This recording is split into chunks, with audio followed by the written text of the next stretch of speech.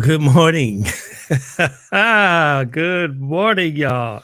Coffee Conversations with Greg J. We are on.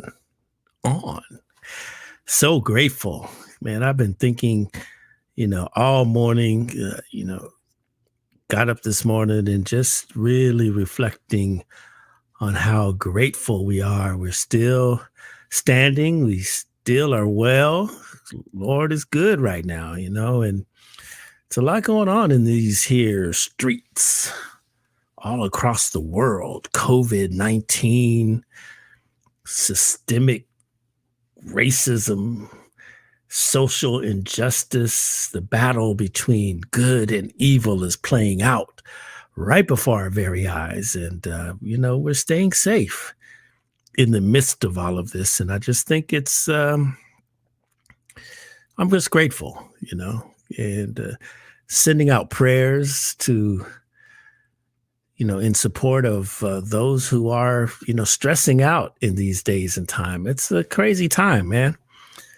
No doubt about that. But, here we are over here at Coffee Conversations, beachcityradio.com, Dream Creator Studio. What we do is we're just trying to share love, light, and inspiration for you. So hopefully we can be a bright star in your day during these dark times. All right. What a great show we have today. This is a special edition. We usually do it Tuesdays or Thursdays, but then when we meet people that we're like, yo, we are moving everything around so that you could be a part of our conversations. This is such a time as this, and we're so happy with it. Let me get through these headlines real quick. Associated Press is reporting Mackenzie Scott, the ex-wife of Jeff Bezos, she announced that she's donated more than $4.1 billion over the past 4 months to nearly 400 organizations helping fulfill basic needs for many Americans struggling in the pandemic. Of course, there are some HBCUs included in that donation: Morgan State University, Claflin, Virginia State, and Dillard. Thank you so much, Mackenzie Scott. She got the cash. She wants to help people. She's doing the right thing. The United States could have 2 coronavirus vaccines by the time this week is over. Moderna's vaccine was found highly effective in a detailed review by the Food and Drug Administration scientists and appears to be on track for approval by regulators. But a grueling battle is still ahead as states continue to grapple with a high level of hospitalization. California is ordering thousands of body bags as it undergoes perhaps the most intense and urgent moment since the beginning of this pandemic. That's a quote from Governor Newsom. He said that on yesterday. Man. Secretary of State Mike Pompeo has gone into quarantine after coming in contact with someone who tested positive for the coronavirus. He's being closely monitored by the department's medical team in case his status changes. He did test negative, but he was around somebody with the virus. Last but not least, and certainly the most craziest headline I've read today, billionaire Elon Musk is known for his futuristic ideas and his latest suggestion that might just save us from being irrelevant as artificial intelligence grows more prominent. The Tesla and SpaceX CEO said that humans need to merge with machines to become a sort of cyborg. He said, over time, I think we will probably see a closer merger of biological intelligence and digital intelligence, Musk told an audience at the World Government Summit in Dubai, where he also launched Tesla in the United Arab Emirates. He says it's mostly about the bandwidth, the speed of the connection between your brain and the digital version of yourself, particularly output. So we're about to be the Borg. All right, enough of that. Listen, we see the times in front of us. I saw a report today, in the sake of time, we did not include it, but I think we're going to get into it a little more in depth in coming coffee conversations. We always see I think we saw in Chicago, the police breaking in a mistaken identity, busting down the door, breaking in, handcuffing the woman. She was butt naked out there, and they're saying that the mayor tried to block that video from going out. But CBS and NBC and all of them, they have that. Another symbol, systemic racism. We look across our headlines, we see signs of the times, social injustice happening all the time. But as we get through these holidays, there was an article about that nowadays. There's an increase of anti-Semitic incidents across the country. Our Jewish brothers and sisters are under attack. There was a school that during their distance learning, they were hacked, and a Jewish school, and they were hacked, and images of Hitler and all that. I mean, man, these people are crazy out here, and it's going to take us that are vibrating in the light to overcome all of this. And so hence today, we're looking forward to January, the Martin Luther King holiday.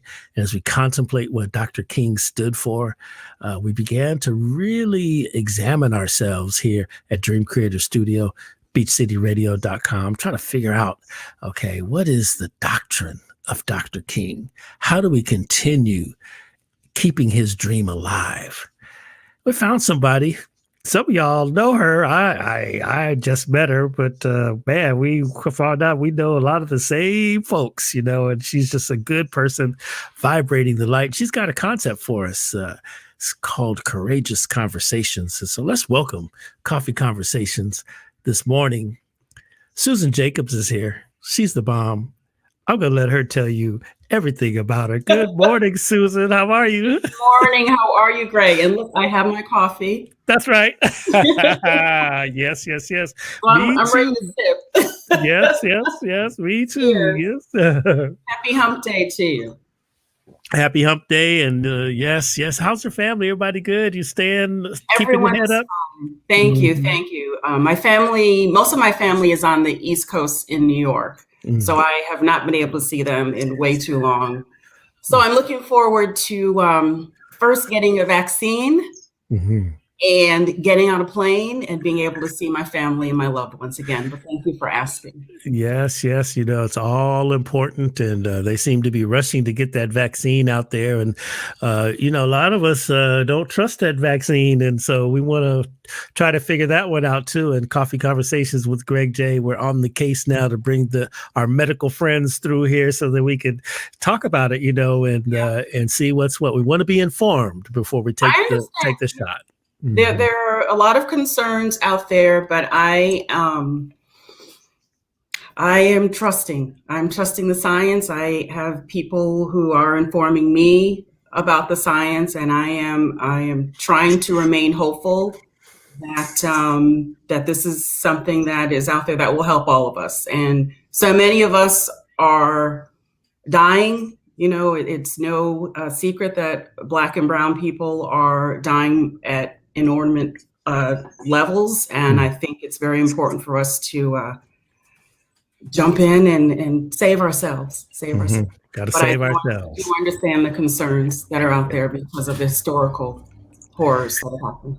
Yeah. So we're going to get into that, as we look forward to, after we get through these holidays, we're going to be celebrating Dr. Martin Luther King. And, as we examine Dr. King, I like to examine the doctrine of Dr. King. And this is a person who heard my opening statement, said the doctrine was not about a dream.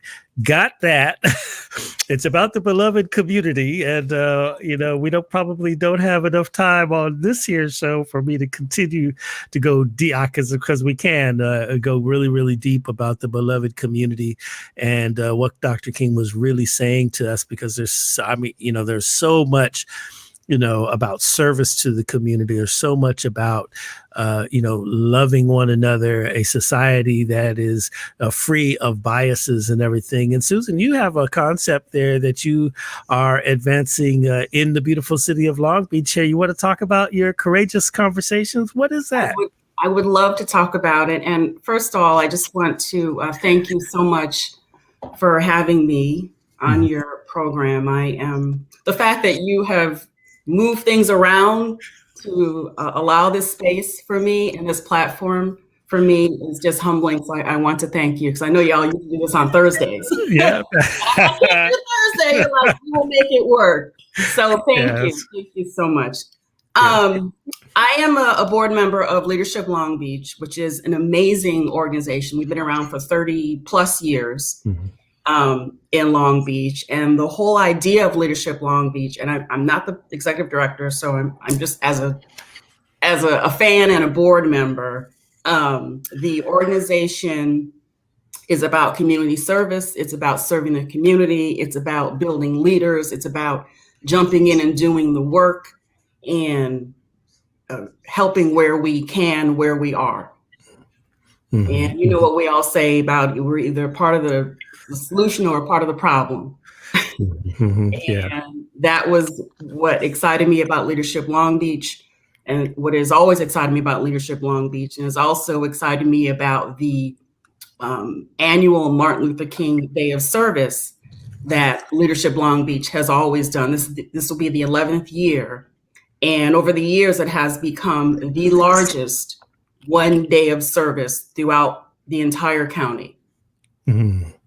So, wow, that's that's impressive. It's an amazing group, and they have a way of helping all of us to understand that we all can make a difference, no matter how small or how large. We can all make a difference in helping to make this world a better place before we leave. And that was what really excited me about this particular project. I did not create it. It is not my idea. All we did was tweak it a little bit. This is inspired by a project called Let's Talk About Bias that Procter & Gamble has done. And I took a look at it online, and when I saw it, I said, this is something that I would love to bring to the city of Long Beach.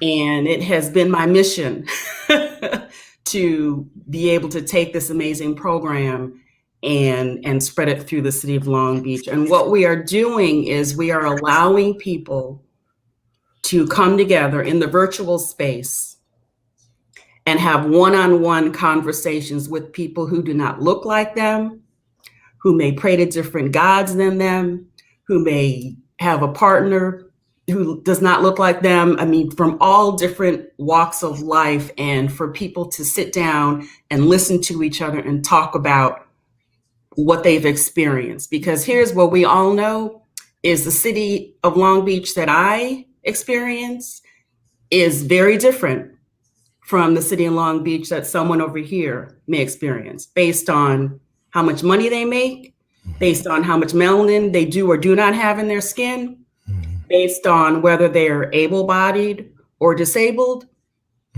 based on if they're married or not married, based on if they're straight or gay. It is so, so different. And I think we will never be able to make a difference until we start listening to each other. Because so much of what I see out there is output. People talking. And until we just stop and listen and hear what the other people are saying, we're not going to get anywhere. Sure. It's interesting that you speak on that. I think in 2020, one of the things that we have all learned is, racism exists, biases exist, where prior to people, probably were thinking we were in a post-racial society. But certainly if you didn't know then, you certainly know now. And it takes conversation, I suppose, with people, like you say, with people who don't look like us, in order for us to come to a bit of understanding. Now, I guess what I want to ask you is why I don't really, I'm not sure I really need the other man to understand me so much. Just don't hate me. I wish it were that simple. Mm-hmm. If that was so simple, we wouldn't be in the mess that we are today, Greg. Mm-hmm. Mm-hmm. And I would love that to be the way as well. I would love that to be so, but that is not the case. Mm-hmm. And even people who don't hate me may not understand what it's like to live in my skin. Mm-hmm. There are a lot of well-meaning people out there who say they don't hate me, but they may have unconscious bias that they're not even aware of. Because, well-meaning people in their little bubbles who are just going about their business, thinking that everything is fine. And I just think there just needs to be a way for people to be able to get to know one another. And maybe it's overly simplistic. Maybe it's naive for me to think that this could make a difference. But if I don't try, what's the point of me being on this planet? Mm-hmm. If I don't try. Mm-hmm. So that's all I can do. When we talk about unconscious bias and implicit bias and all of those terms, I think right here in Long Beach, California, we just recently had a situation where it was an example of implicit bias or unconscious bias, and it's an interesting study in social interaction. So, just for people who are outside of Long Beach, because everybody's talking about this. Okay. So we're just chopping it up over here, sipping our coffee and just analyzing what's happening in our city. But so the health officer of the city of Long Beach is a Black woman. Yes. Like highly qualified, she's Stanford and a few other schools in there, and so as she's giving her report on at the city council, one of the city council members begins to ask her what are her qualifications for holding the office of health officer, and it's really it has become a hot button topic in our communities because Black folks are like, there's an open letter from a bunch of sisters who are like, hey, look, just because we're Black, why do we have to always, defend who we are, what our credentials are? Yes. She's fully qualified to hold the job. Certainly. Other folks on the other side of town are like, what did I say wrong? And so you're saying that we just need to come together and have a conversation. It starts there. It is not by any means, this will not fix it. I mean, the structures that are in place that were created to keep all of us down are not going to be automatically dismantled because of our little conversation. I just saw a platform that felt as if it would be a good way to start. Baby steps of people understanding things that they may not even be aware of. And it's not to beat anybody up. It's just about coming together and listening to people to understand the experiences that everyone has had, to try and get a glimpse of what it's like to be another person's shoes. And that is why I'm so passionate about this particular platform. And it's happening in other places. We have, who's that NFL player, Emmanuel Acho.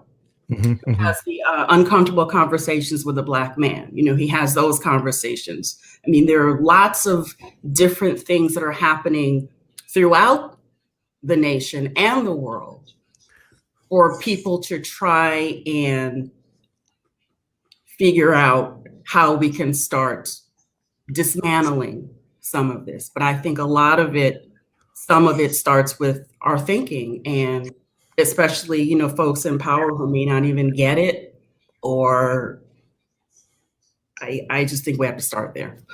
Yeah, yeah, and kudos to you for that. I think it's great. I think we have a long way to go, Yes, and it's very interesting. I mean, if you look at just any given situation, how many times I'm just going to speak from the perspective of a Black man, is like when you walk onto the elevator and, the white woman clutches her purse, hey, right. I'm going to a meeting. I'm not trying to jack you. I'm going to a meeting, these are those biases that we have been for generations, having to live under. And it's interesting when we look at the case of Dr. Davis and her interactions with council member Susie Price and Stacey Mungo up there. It's interesting to, they've kind of felt they didn't do anything wrong, I guess is what I'm observing. But at the same time, it's what my mom used to always say: you always have to be 3 times better than they are in order to even be considered equal, even though you've been in the same classrooms, you have the same degrees, you have a great track record of experience, but yet you're still constantly having to prove yourself. And we're hoping, the hope of hopes is that through conversation, we can begin to overturn those types of biases. It's a good start. I mean, it has to start in many different places. It has to be in the boardrooms. It has to be in the classrooms. It has to be in the home. Let's start there. Let's start with what we teach our babies. Let's talk about the conversations around the kitchen table. Let's talk about if someone hears someone say something racist and not say anything. Who is complicit? There are people who, if people say they want to be allies, but hear, someone, a friend of theirs, say something racist and don't say anything, how much of an ally does that make that person? Right? So it's just becoming more aware that all of us we all have to fix this. We have got to fix this. And again, I'm not being naive. There are laws that need to be changed. There's the redlining. We're still, reaping the repercussions of that. There are horrible, horrible things that have been put in place specifically to keep Black people and brown people, in a certain place. I'm not naive to think that this is going to fix it, but we've got to start somewhere. And I just thought, when I saw what they were doing with Let's Talk About Bias, I just thought, you know what? Leadership Long Beach has been around for 31, 32 years. There are thousands and thousands of alumni. There are, we have the kind of influence where we can start conversations. And that is, there's so many amazing things that Leadership Long Beach does, but one of the things they do is when they say, hey, let's do this, there are enough people who are listening that say, hey, that sounds like a good idea. We'll do that too. Whether it's, having people go out throughout the city on Martin Luther King Day to pick up garbage or whatever it is, whatever service needs are there. Leadership Long Beach has an ability to help people, to rally the troops, so to speak, right? So I just thought that this would actually be a great way to use the megaphone that we do have in Leadership Long Beach to help to bring people together. And the thing that I'm most excited about, not only are we doing this one particular conversation, but my dream is to continue these conversations. This conversation is Let's Talk About Bias. 6 months from now, a year from now, it could be, uncomfortable conversations about fill in the blank. Uncomfortable conversations about safety, uncomfortable conversations about homelessness, whatever it is that where there's a need, because there are so many needs.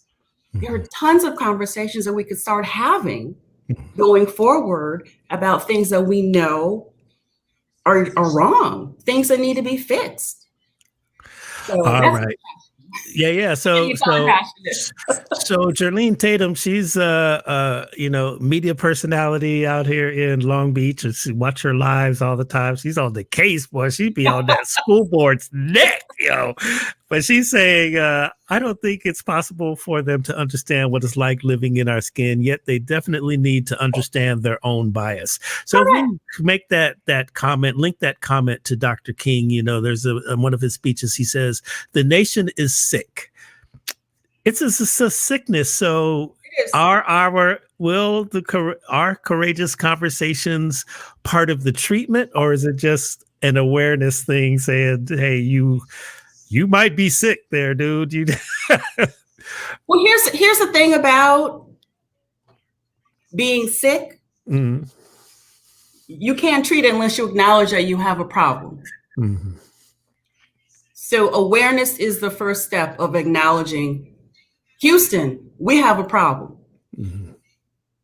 And to me, talking about it is, again, one of the baby steps toward that acknowledgement, right? Yeah, we have a problem. Let's talk about the problem. Let's dissect it. Let's look at it. And then we can go forward, with trying to fix it. And again, it's not going to be fixed in this particular situation. This is just a baby step, because I do know that there are people out there who feel maybe powerless. And there are also allies out there who are like, I don't even know where to start. What should I do? Mm-hmm. So these are, little things that we can do. Folks can read, they can talk, they can have listening sessions. Mm-hmm.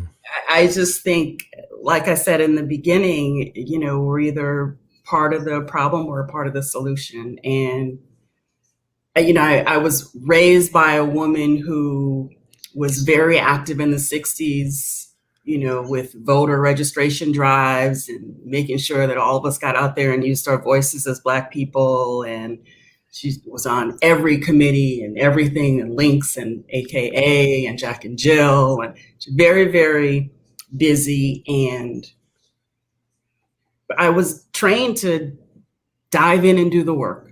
Mm-hmm, mm-hmm, mm-hmm. And that's what I'm doing, and we'll see where it goes. Yeah, that's good stuff. Now, my good friend Audrina Redmond, she's checking in. She says, we conquer unconscious bias by unveiling truth. For example, teaching history from multiple perspectives, not just that of the white colonists. This is I love that, because it is definitely a different perspective, and so we're taught one thing in the schools, and the truth of the matter is something entirely different. We were talking yesterday with former LA police chief Bernard Parks, and he began to talk about the Constitution, and when the framers wrote the Constitution, we were still classified as 3/5 of a human being. So while in history we are talking so much about how great the Constitution is, our system of government here in the United States, we weren't even part of it. Mm-mm. And speaking to unveiling truths, okay, I just finished reading.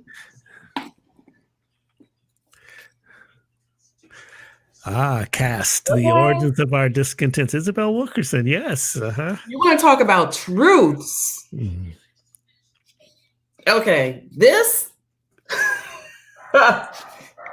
amazing, sobering, gut-wrenching truths in this book. Mm-hmm. So let's just talk about where we are and how we got to be where we are as a country. And this book will stay with me forever. It really will. It really will. Sorry for the side. That's okay. That's all good. All right. So listen, here's Audrina's also saying these are the demands of Black folk that deserve action by the actors in the system that perpetuate racism. Now, this is a tall order, for us. We're actually saying that these, we need to change behavior, and these courageous conversations I suppose is a good first step. Do you think people will keep it real in context of these conversations, or will they just smile and talk good in the moment, but still have their unconscious biases in their soul? I hope they will keep it real. This is why we're having them intimate one-on-one conversations with people who they do not know. Hopefully, they don't know the other people. And also, people who are applying, they are applying for this because they want to help be a part of the change. Right. So an application. These people are applying for this. It's a program that we are launching. It's in the beta phase. There's an application process, and we're talking to people. We will be talking to people when they apply. Because the last thing we want to do is have someone come into the space and throw a Molotov cocktail in the middle of the room, the virtual room. Yeah, sure. So let me ask you this question. You said that people have to apply and everything. So how do the people who might be watching this and hearing about this for the first time, how can they participate in the courageous conversation? Okay. Yeah, how do we do that? Can you put a link? I can. Okay. And you can too. How do I do? I don't know how to do that. Just go ahead and give it to us and we'll make it happen. Go ahead. Okay. We'll do it right now. Yeah. You go to Leadership Long Beach's website. What is that? LeadershipLongBeach.org? Long Beach, I think so. I should know that. The website is leadershiplb.org. And when you scroll down, there is a reference to the MLK Day of Service, and you click on that.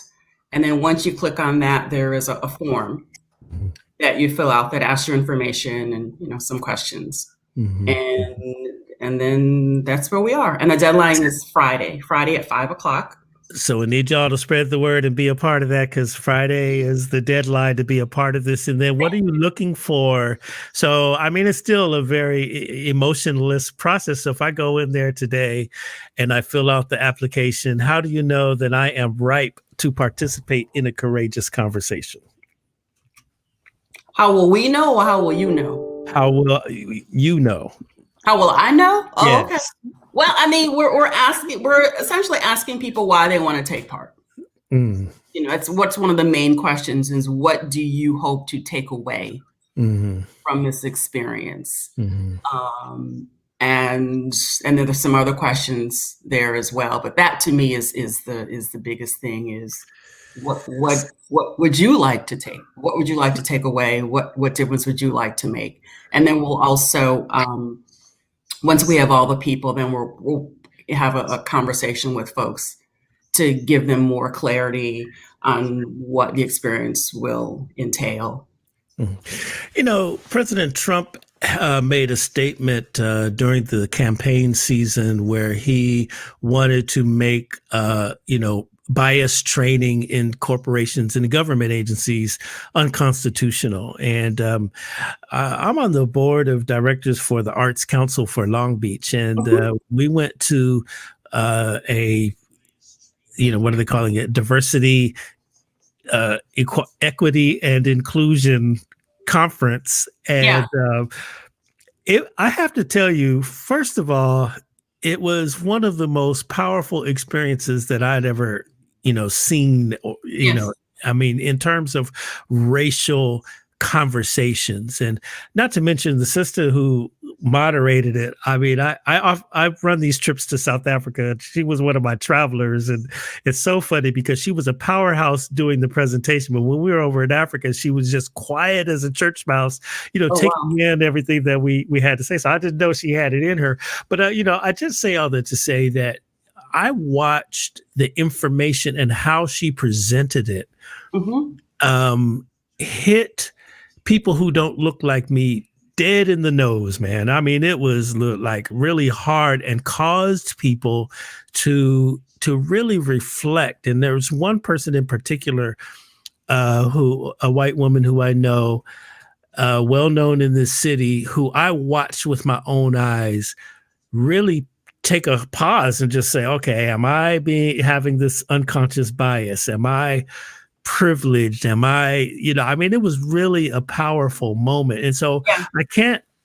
I can't just really share with you. I can't say enough about the importance of events like this. However, I still am, I got to be honest with you, Susan, I am a little skeptical because I just, I wonder if people are like that, they have that in them, they have it in them. I challenge that because there are people who grow up in horrible racist situations. And once they're out of that situation and they learn things and they meet other people and they educate themselves, and if they decide that they want to be a part of the change, they do become a part of the change. Mm-hmm, mm-hmm. They really do. I really do believe that if they choose to become part of it, it is a choice. It is a choice. And there are some folks who are like, you know what? Works for me. I'm fine. I'm not talking about those people. The people who want to take part in these uncomfortable, courageous conversations are in that space because they choose to want to be a part of the change. All right. And that's all I can say. I mean, the folks, I welcome everyone to take part. And here's the thing about unconscious bias. It's not strictly a black or white thing. Right. I mean, Black folks may have unconscious bias about, someone who they meet who is Asian, right?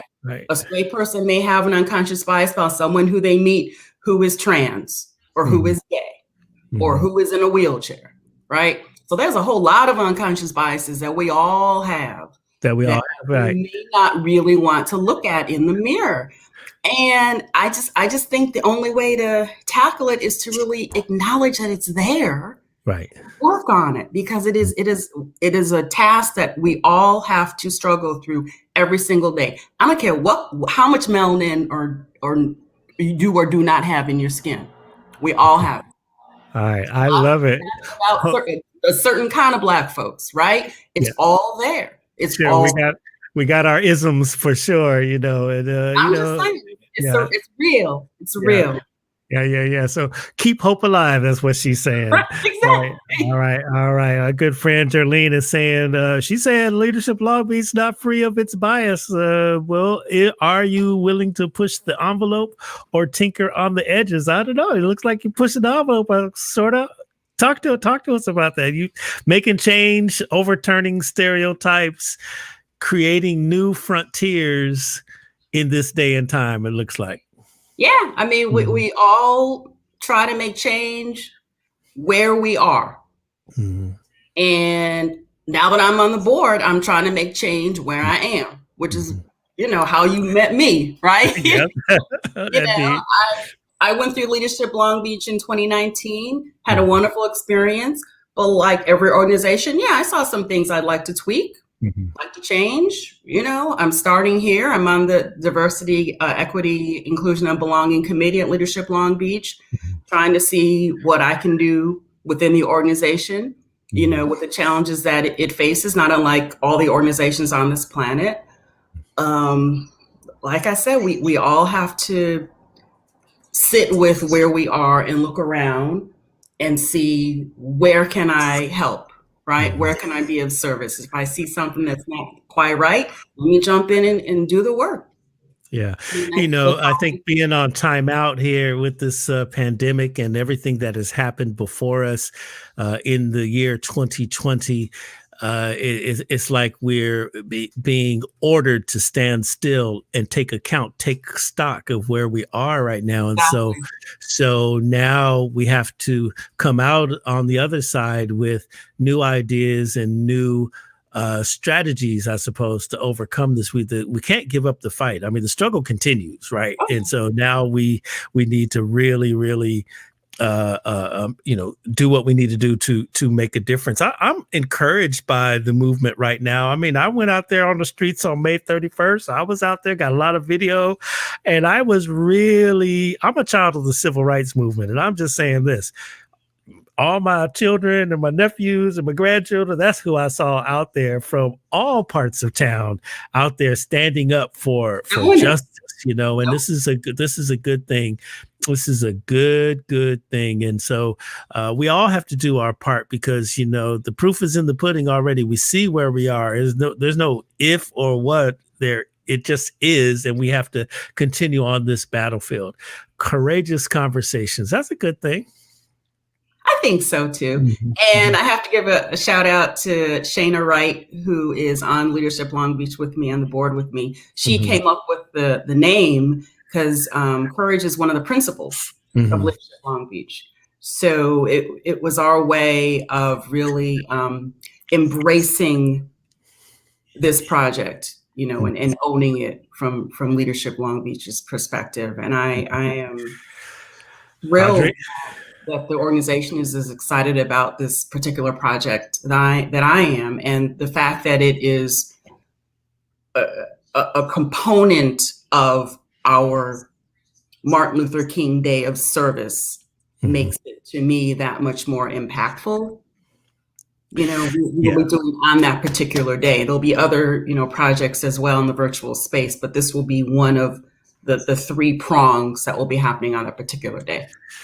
Yeah. So my good friend, Adrena Redmond, this is why I roll with Adrena. It is the biggest elephant in the room. Oftentimes, conquering it makes space for biases as a point of courageous conversation. This is a profound, and I'm reminded of think back to when we saw the murder of George Floyd. All of us across the world saw that, incident happen right before our very eyes, and came right on the heels of, Breonna Taylor.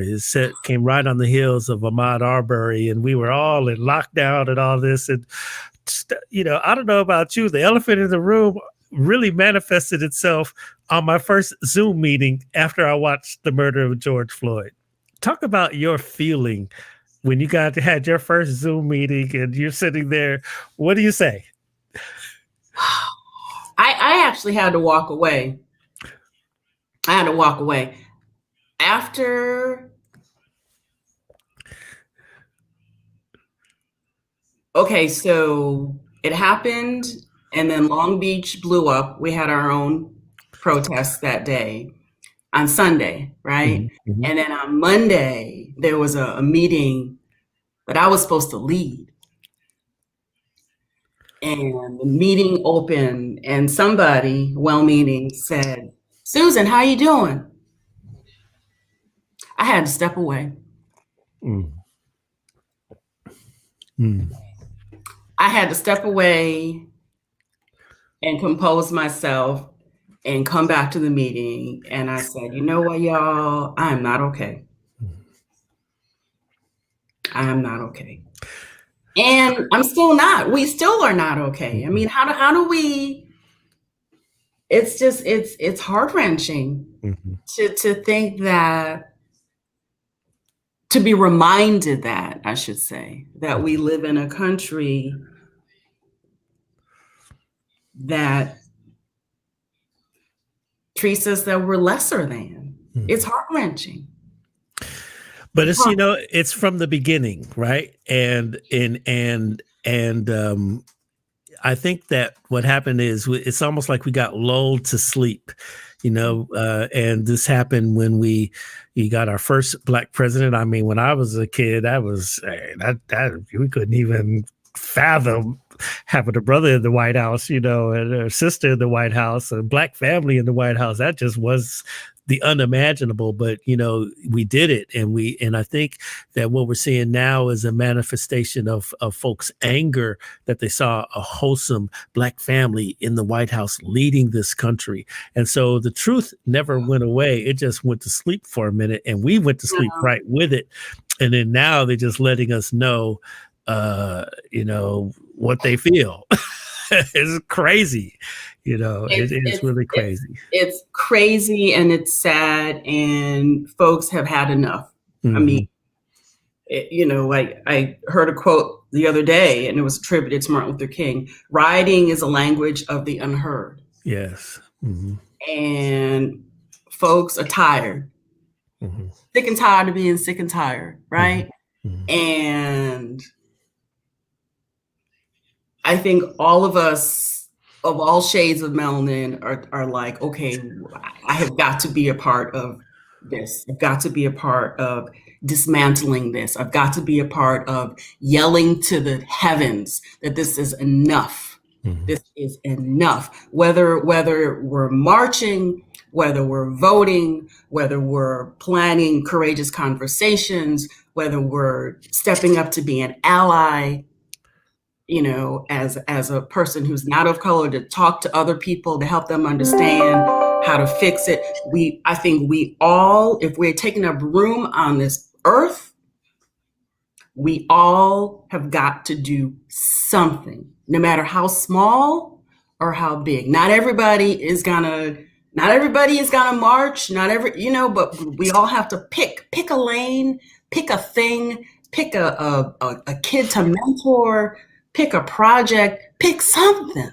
Mhm. Something. So so we got to pick something to take action. So after we have this courageous conversation, what kind of action do you hope to have? Because you know what, here's a comment again. Oh, that's Audrina again. Yes. So MLK believed in direct action. Yeah. So what we're gonna do? That is my goal for the people who are in the conversations, because I will lay that at their feet. Now that you've been through this, what are you going to do? Mm-hmm. Mm-hmm. Mm-hmm. Everybody has to decide what they, in their heart, what they're going to do to make a difference. Mm-hmm. You know, and so what concerns me about it, I mean, I love this. Okay. I really do love this. And I'm just going to go ahead and take this opportunity to go ahead and announce the Dream Creator Studio, beachcityradio.com. We were really concerned about the celebration of the legacy and life of Dr. Martin Luther King. And so we would set out to do, we wanted to produce a virtual festival. If you know us closely, you know that all across Southern California, we produce festivals. And for me, I worked for Stevie Wonder for almost 25 years, right? And this is the man whose direct action resulted in us even having a holiday, even having a acknowledgement of the life and legacy of Dr. King. So this is near and dear to my heart, been part of my DNA for a lot of years now. And so we said here at Dream Creator Studio, like, look, we want to continue the commemoration, because as demographics across this city are changing and everything, but we wanted to continue the movement, continue the commemorations. And so through relationships and everything, we are collaborating with the leadership Long Beach to do a Martin Luther King virtual festival. And we are it's really, really exciting for us to be a part of that, a part of this. We're going to have music, we're going to have arts, culture, and as well as linking in with the leadership Long Beach people. It's really, really good, really, really exciting to be a part of, because we want to just communicate information and innovation and inspiration in the life and legacy of Dr. Martin Luther King. So let me ask you this. I think I heard you say that the courageous conversations would, after you have your deal on Martin Luther King Day, what happens after that? We have these great conversations, and then what? I don't know. This is the first time I've done this. My personal hope is that the people who are in the conversations will pledge to do something. But it's not my job to follow them and see what they're doing. They're not going to come back to me and report to me. Yeah. Everyone has, my belief is, if someone is taking part in these conversations, they would like to take part because they would like to be a part of change. So, like I say, my hope would be that we would continue these conversations, not necessarily about bias, but with whatever else, wherever the desire is. That's why we say courageous conversations about ... There's an ellipsis, bias. So that we can have a series of different conversations about other topics going forward.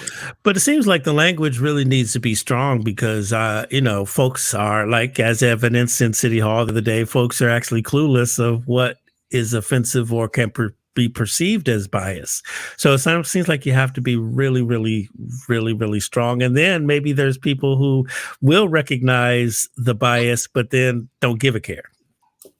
That's true. But I mean, all I can do is do what I can within my little bubble. Yeah.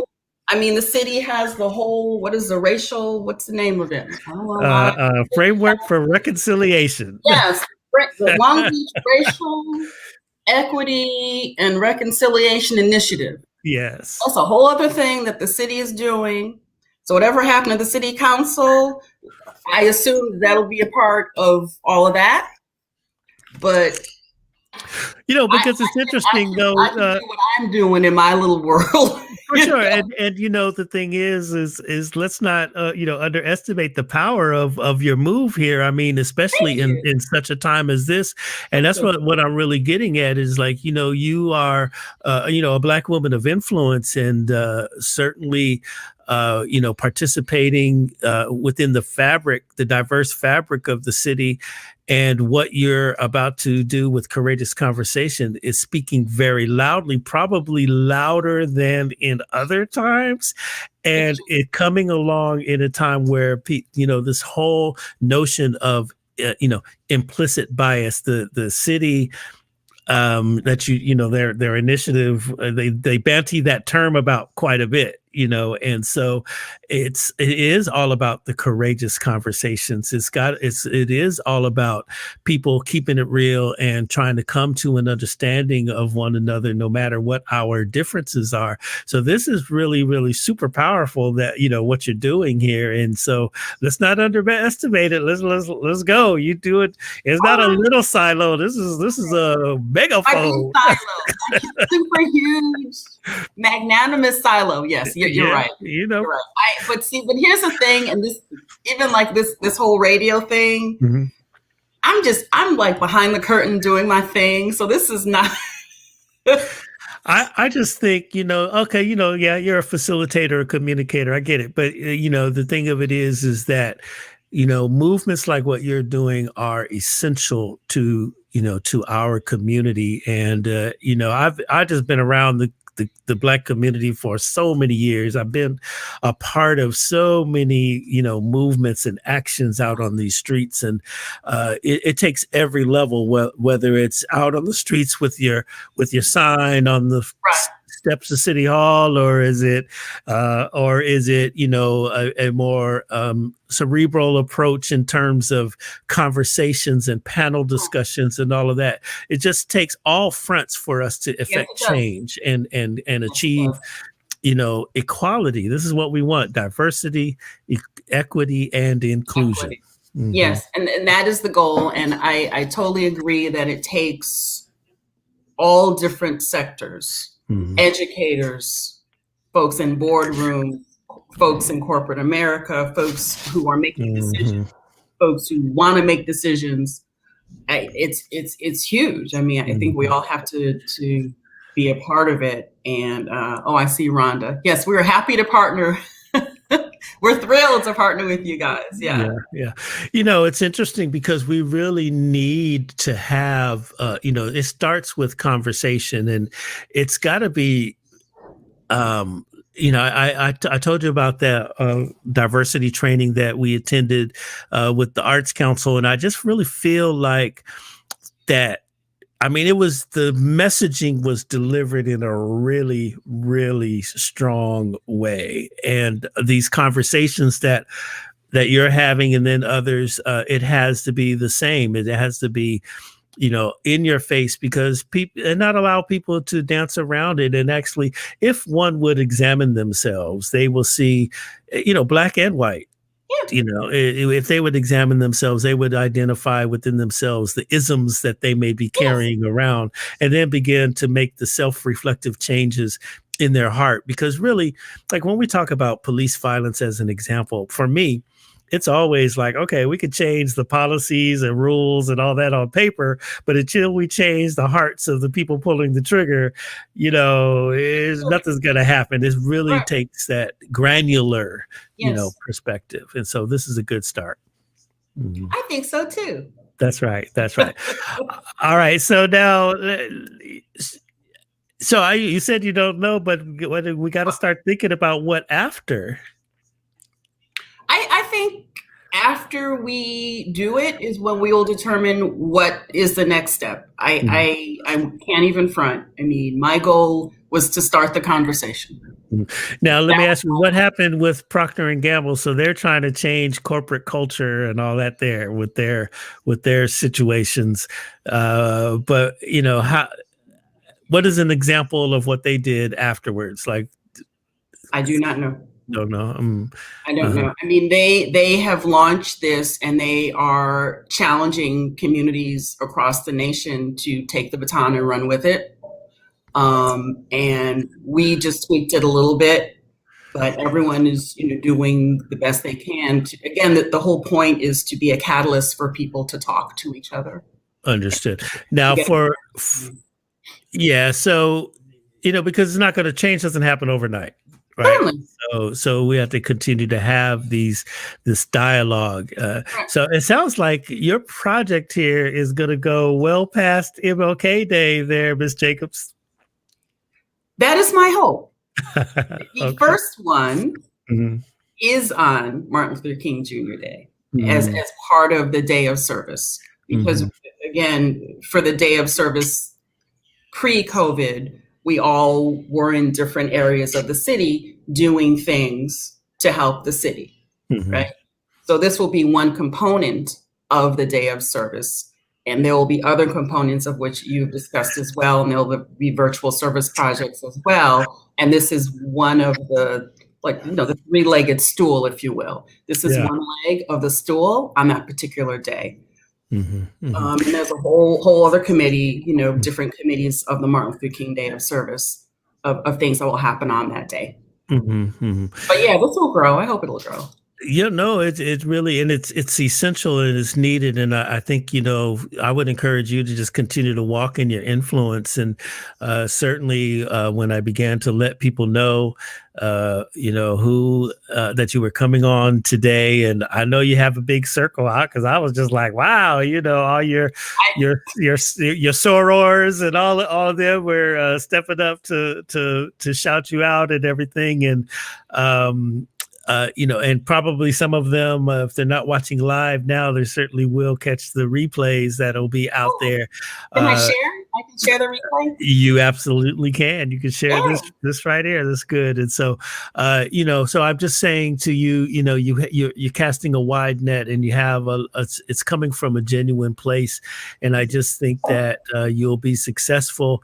I think that it is a great contribution to, the wider conversation. I mean, for me personally, I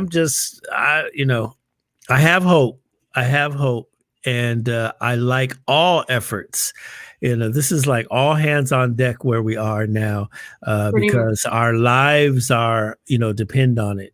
And it has been demonstrated that, at any moment, you could send your kid to the store and they don't come back. We feel it on the streets.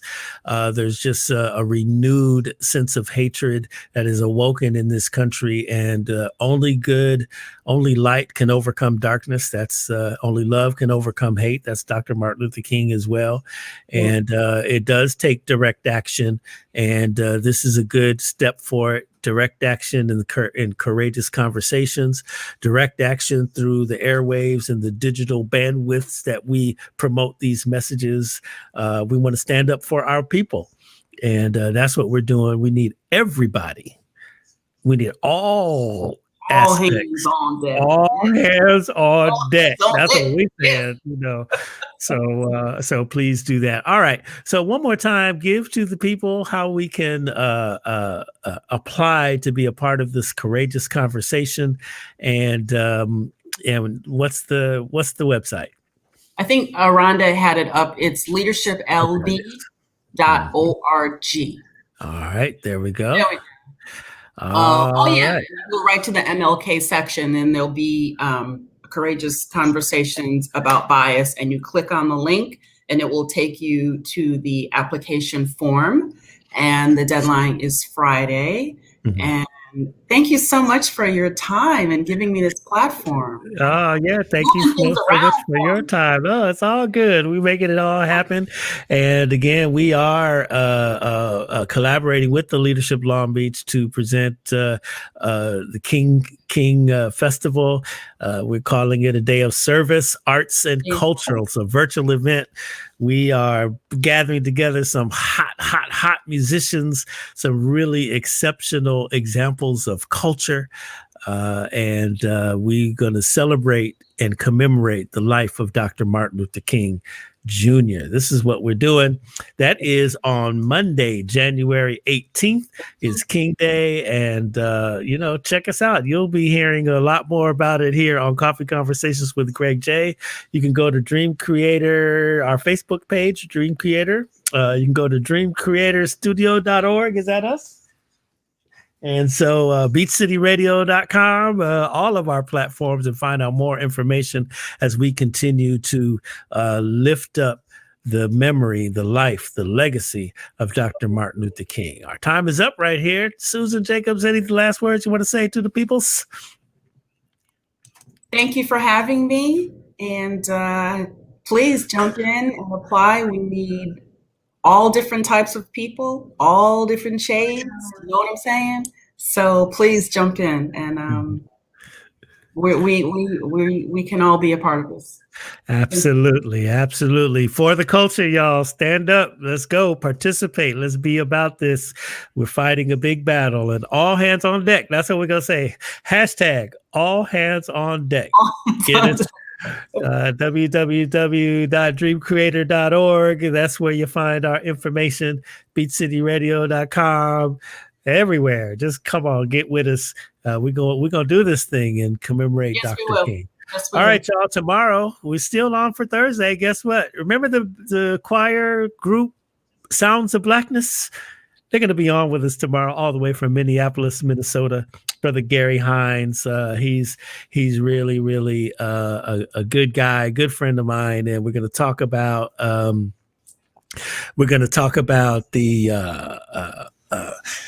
movement, what it's like out there in Minneapolis, and the music that they're making in support and inspiration of our community all across the country. They've been doing that for years. You know what it is. Hold on, change is coming. Optimistic. There's probably a few other ones. And a couple of weeks ago, we talked to Jimmy Jam and Terry Lewis, and they're the producers and writers of all those songs. And it was just really, really great. So yeah, that's what's happening on tomorrow. I got to bounce, Greg, but thank you again. I've got Me too. We're out. God bless y'all. Bye. Love one another. Love one another. Love one another. Peace and blessings.